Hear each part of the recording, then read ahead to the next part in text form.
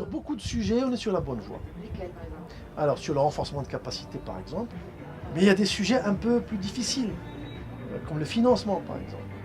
Il est prévu qu'on précise ce qu'on appelle la feuille de route pour les 100 milliards d'ici à 2020, parce qu'il est important que sur le sujet des financements qu'il y ait des avancées concrètes, parce que ça détermine tout le reste. Le sujet important pour la finance climat, c'est d'atteindre la parité entre l'atténuation et l'adaptation. Il y a des banques multilatérales, par exemple la Banque mondiale, qui ont visé des financements importants pour la finance climat. Dans son portefeuille, la part du financement climatique a pris des proportions importantes. Cet objectif doit être atteint. Il sera atteint par les moyens nécessaires pour l'atteindre, parce que nous recevons le monde et nous devons le recevoir dans les meilleures conditions possibles.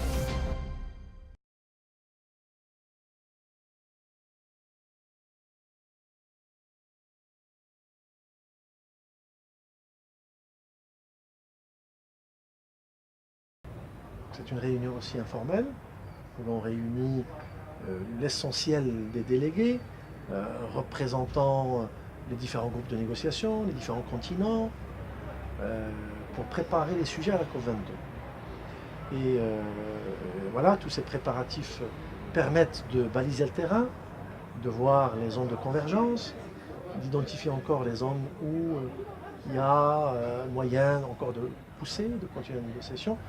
Tout ça pour faire en sorte que la COP22 soit une réussite et qu'elle puisse atteindre tous les objectifs qui lui ont été assignés.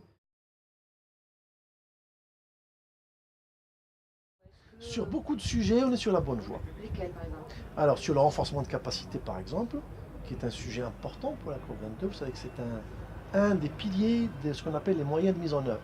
Il y a le financement, il y a le renforcement de capacité, il y a le transfert de technologie. Alors, sur le renforcement de capacité, un mandat a été donné à la COP22 pour mettre en place un comité international sur la COP22, mais pas seulement un comité de plus, mais également un plan de travail, un plan d'action de 2016 à 2020 sur le renforcement de capacité. Et également, à Marrakech, nous allons définir les contours de ce renforcement de capacité, de ces thématiques. Également, élire les membres de ce comité sur le renforcement de capacité. Alors, sur ce sujet-là, et lancer également des initiatives qui sont promues par des organisations internationales, des banques multilatérales, par des pays, pour renforcer les capacités, notamment des pays les moins avancés et des pays en développement en général. Donc c'est un sujet sur lequel nous le sentons dans les consultations, dans les négociations informelles, il y a de l'avancement, et sur lequel on a un bon espoir d'avoir des résultats probants, importants à Marrakech. Mais il y a des sujets un peu plus difficiles, comme le financement par exemple. Il est prévu qu'on précise ce qu'on appelle la feuille de route pour les 100 milliards d'ici à 2020, la feuille de route des 100 milliards.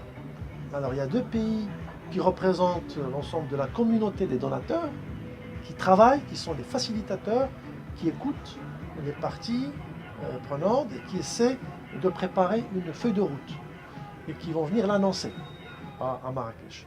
Donc on sait qu'il y a des difficultés, mais la présidence marocaine travaille pour faire avancer les choses avec, disons, ces deux copilotes, le Royaume-Uni et l'Australie, représentant les pays donateurs, pour faire en sorte qu'il y ait de bonnes annonces, des annonces positives.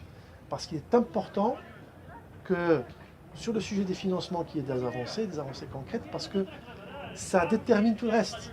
Et ça rend crédible tout le processus lancé pour l'accord de Paris.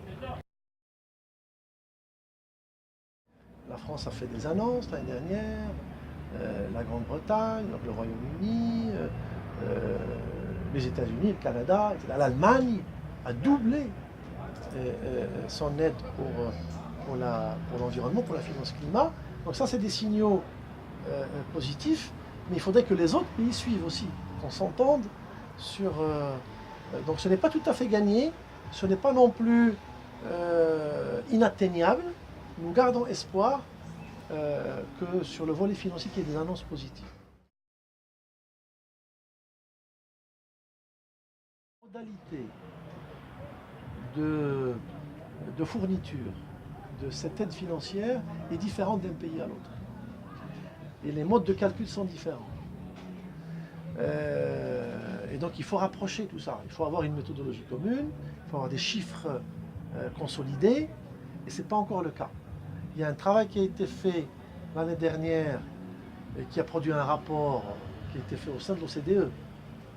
Donc c'est en dehors de la Convention climat, ce qui a posé problème parce que ce rapport n'a pas été totalement validé, notamment par les pays en développement, parce qu'ils ont dit ça s'est fait en dehors de notre cadre de travail, donc de la Convention climat, qui a donné des indications qui sont positives. On parle de 52 milliards de dollars en 2013, de 62 milliards de dollars en 2014, et donc on est sur une bonne tendance.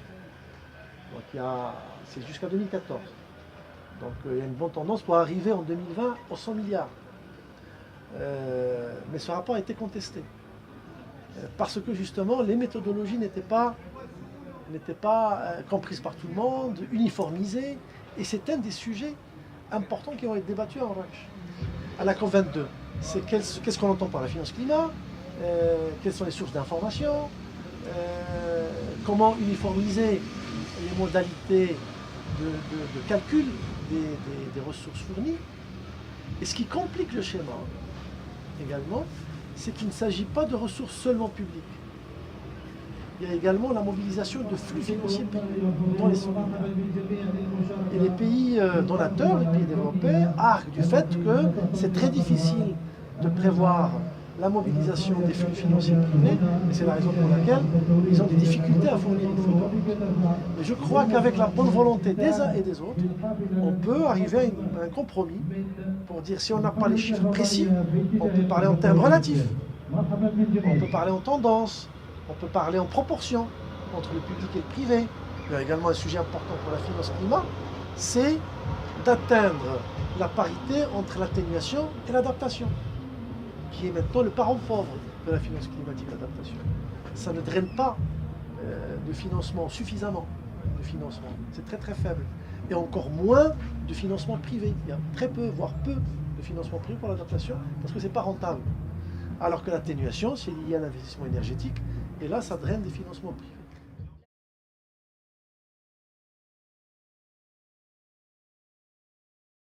Ce dont on est presque sûr, c'est qu'on va avoir des annonces positives. Des annonces. Comme lesquelles? Par exemple, il y a des banques multilatérales, par exemple la Banque mondiale, qui ont mobilisé des financements importants pour la finance climat. Dans son portefeuille, la part du financement climatique a pris des proportions importantes. La Banque africaine de développement également. Et d'autres banques, je parle de notre région, mais d'autres banques également, la Banque américaine, la Banque asiatique, etc. Vous avez des banques également de développement bilatérales, comme l'AFD, l'Agence française de développement, qui a également annoncé une augmentation dans son portefeuille de financement pour le climat, la KfW allemande, etc. Et d'autres pays que je n'ai pas cités.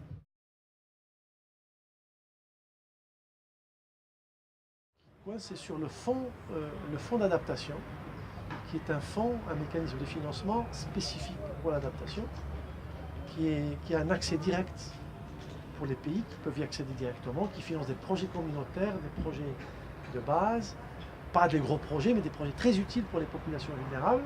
Comme lesquels? Comme l'agriculture vivrière, comme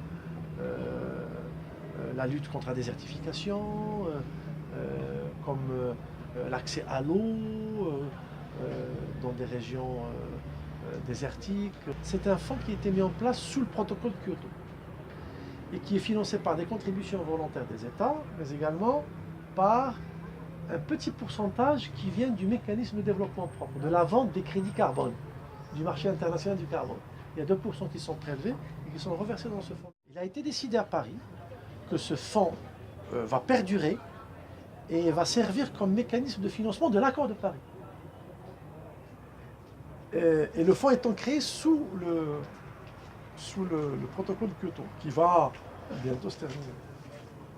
Donc il y a un problème juridique, comment faire en sorte que cet accord puisse servir, que ce fonds puisse servir l'accord qui soit un mécanisme de financement de l'accord de Paris.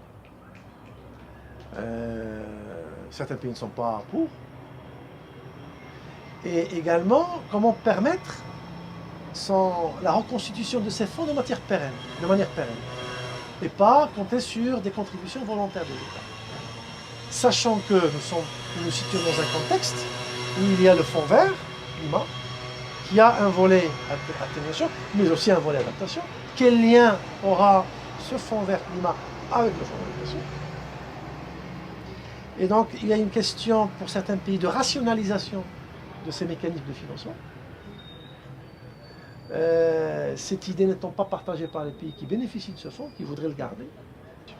Donc ces sujets-là sont en discussion, ils vont venir à Marrakech, et on va essayer la présidence marocaine va essayer de pousser pour faire en sorte que ce fonds se maintienne, parce qu'il est très utile pour les pays en développement, notamment pour l'Afrique.